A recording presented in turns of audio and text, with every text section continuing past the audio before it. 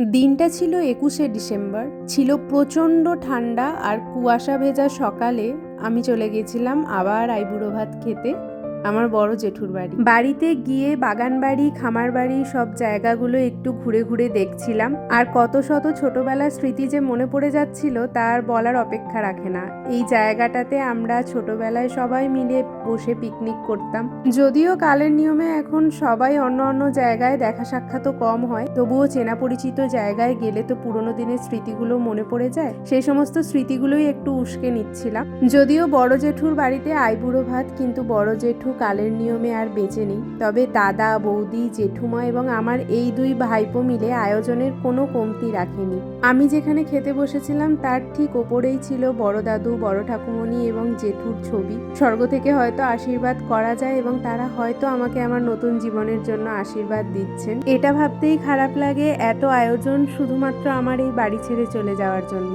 অবশ্য এটাই তো নিয়ম, যুগের পর যুগ ধরে এটাই তো চলে আসছে। খুব সুন্দরভাবে আইবুড়ো ভাত সম্পন্ন হওয়ার পর রওনা দিয়েছিলাম বাড়ির পথে। আর যেহেতু ধান কাটা হচ্ছিল সেই জন্য সেই দিনের কিছু দৃশ্য তোমাদেরকে দেখালাম। চলো টাটা, আবার দেখা হচ্ছে।